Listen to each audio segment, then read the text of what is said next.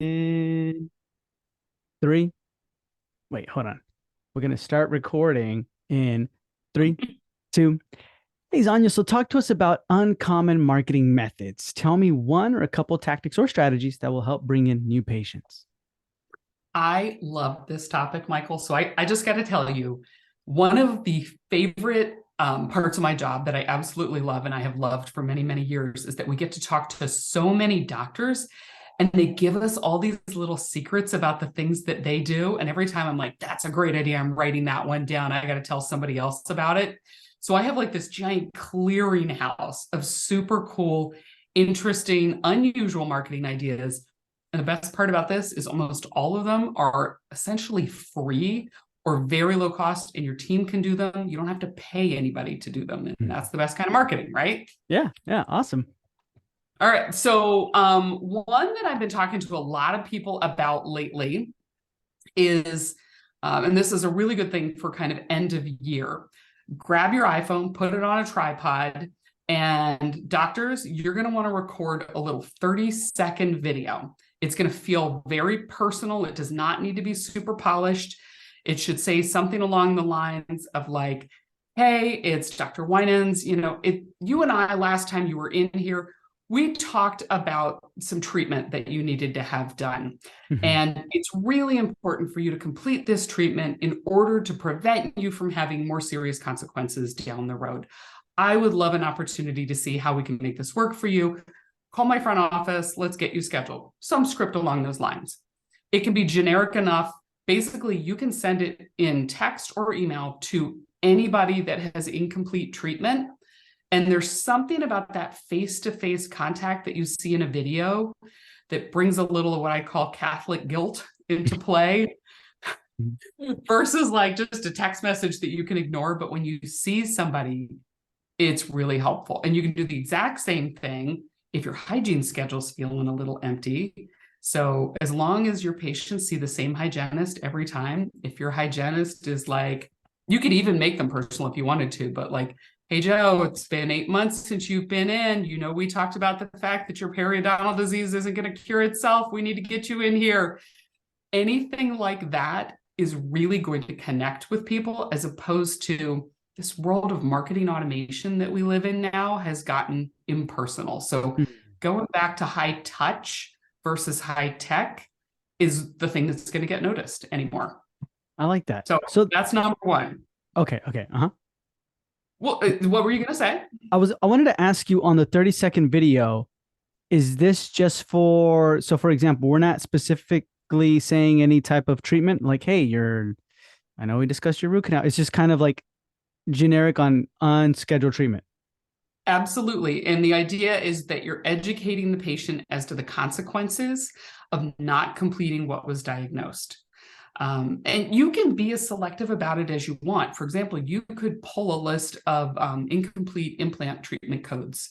And so you could do a short video that's like, here's why implants are so important, that you're going to lose bone, that your teeth are going to shift, whatever it is you want to do. So you could do the same thing with cosmetic cases, with people who, never came back for the crown that needs to go on after they had the root canal done.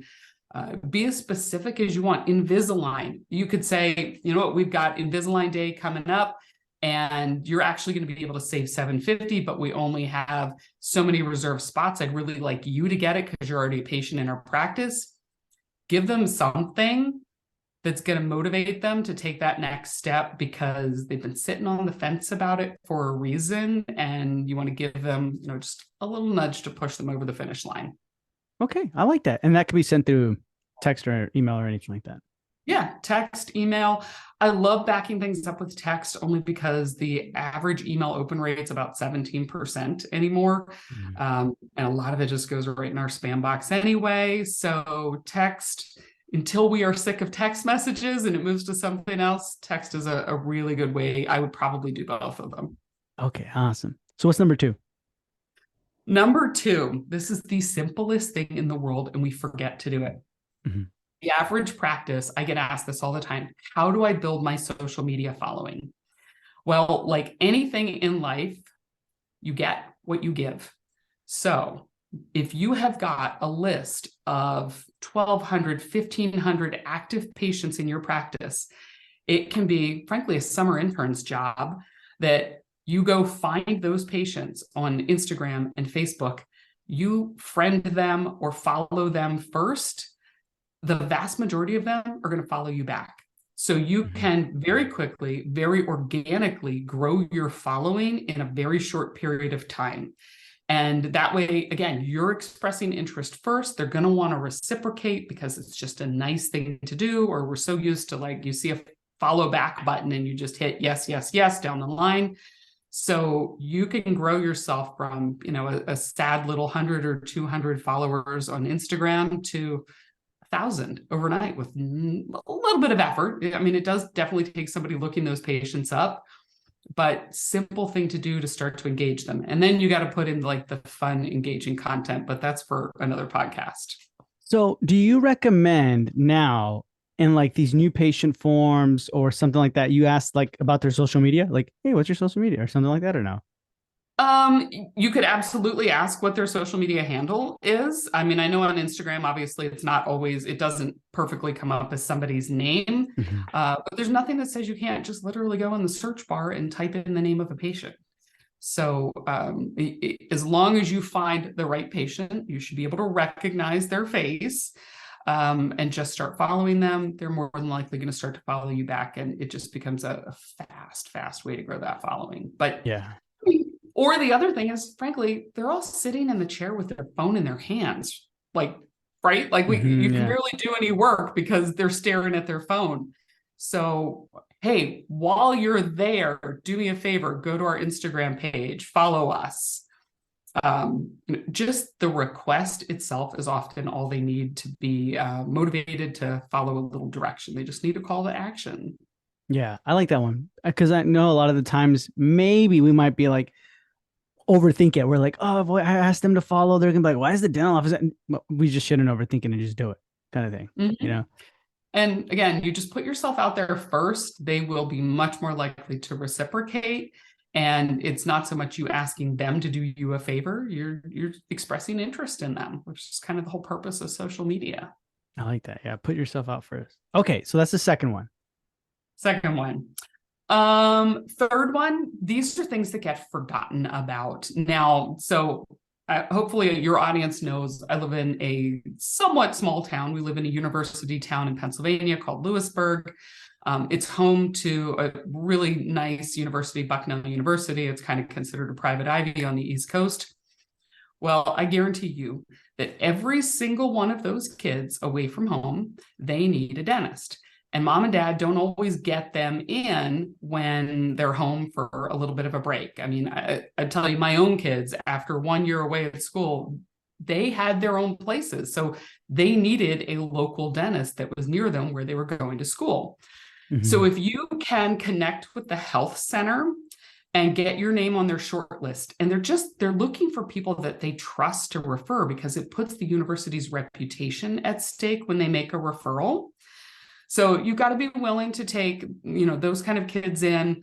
Emergency patients, you'll definitely get some of those. I will tell you that it doesn't matter what university you're at, you're going to get more than a couple of patients who might have had a little too much to drink one night out. They trip, they fall, they have whacked off a central and need some major cosmetic work. Mom and dad are going to put out the money for that. So that's an easy referral source. It literally just takes the tiniest bit of networking and it'll be a nice drip for you for years. You can do the exact same thing with your local ER and your urgent cares. They do not want to treat dental problems. They want to have somebody to turf that patient to, and it might as well be you. So simple, doesn't cost a thing, just a couple of minutes of relationship building. I like that. So what would you recommend? How would we go to let's just say we're in the town. We just find anywhere like hospital wise or urgent care or something like that. And then what do we walk in there saying? Well, so most of the doctors that I know, they know people within the medical community around them. So they're going to have some level of a contact that is associated with that particular hospital. So I'd start by kind of finding out, hey, who's the best person to talk to who runs the ER?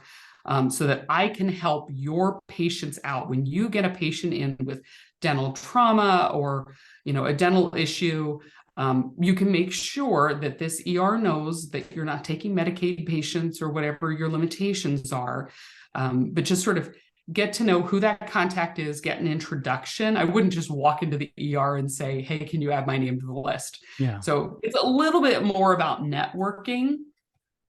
Within the universities, you can call their health center and say, hey, I'd love to be on your short list. Let's talk about what that takes. All those universities, they have to have a referral shortlist for anything that they don't do in their health center. So, and they only pick a couple. They're not just throwing otherwise kids might as well just be going online and doing a random search. Yeah. They're looking for someone who's preferred and trusted by the university. It says a lot more to the parents of those kids that they're willing to trust them. Okay. I like that a lot. And so is this the top three? That'd be my top three. I mean, I can give you a million other ones, a couple that, all right, let me give you one more. I'll give you one more. Now, this one costs a little bit of money, but I loved this idea. This came from a doctor that we work with. I can't reveal the name, but I thought it was a great idea. They are a specialist practice. And what I find specialists do to build relationships is they have this tendency to delegate to an assistant or the front desk or somebody who has time on their hands. And they say, hey, go deliver cookies this week. Go take them some bagels a month later or whatever it is. But they're not referring to the person who dropped this stuff off. So you want to build a relationship with everybody in the practice. What I've seen them do is they'll rent like a gourmet coffee wagon or a lunch bus or whatever it is. And so they'll go around to 3 or 4 offices, say a little bit before they know that the office hours start, and the entire team will come out. Really, you're just covering the cost of sponsoring the coffee. Have them made gourmet coffees. It feels really special. It's a little fun thing for them to do. Great chance to network with them when they're not busy with patients and they're just happy. So same thing, lunch trucks, whatever it is you want to do, costs a little bit of money, but it has way more impact than just dropping off some random bagels that they're like, okay, here's more stuff in the kitchen. Nobody seems to care who it's from. So that was one of my favorite ones. Costs a little bit of money, but I think the bang for the buck is huge. And this is for I guess the places that you're already established at, or the ones we want to get into? So this would be for the practices that you want to get into or maintain relationships. So, let's say you have a strong sleep apnea practice.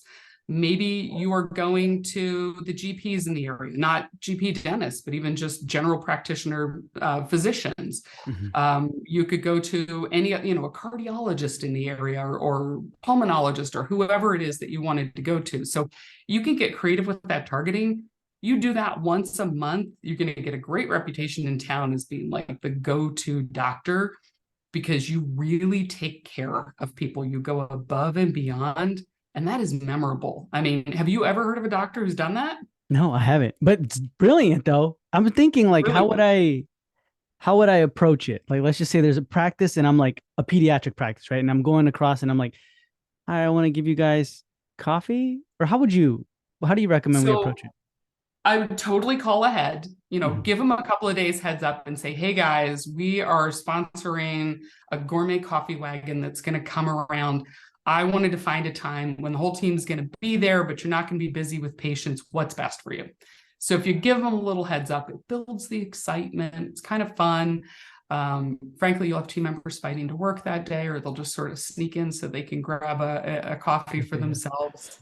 I wouldn't surprise them. You definitely need to give them a little advance notice, but it's so different and it's just so memorable because it's uncommon. Now, if all your listeners start doing this and everybody does it, it won't be common anymore. And we'll have to talk about other uncommon strategies. But that one was one of my favorites that I heard. I just thought it was brilliant. Yeah, it is nice, especially like you're creating the opportunity. You know what I mean? Of like, hey, I want to talk to you guys and do all these things before maybe, right? Have the gourmet coffee or like a taco truck, like you said. I like it. I like it a lot. Awesome, Xana. Thank you so much. If anybody had any questions or concerns or they wanted to reach out to you, you can definitely find her on the Dental Marketer Society Facebook group, or where can they reach out to you directly? Easiest is always our website, goldenproportions.com. You can do a live chat with us, or you can go to our contact page and just book time we have like free marketing consultations. We are happy to listen to what you're doing, give you advice on whether it's working or not. So anybody who's just looking for a little insight from a long experienced professional in this industry, would love to talk to you. Awesome. So, guys, all that's going to be in the show notes below. And Xana, thank you for being with me on this Monday morning marketing episode. My pleasure.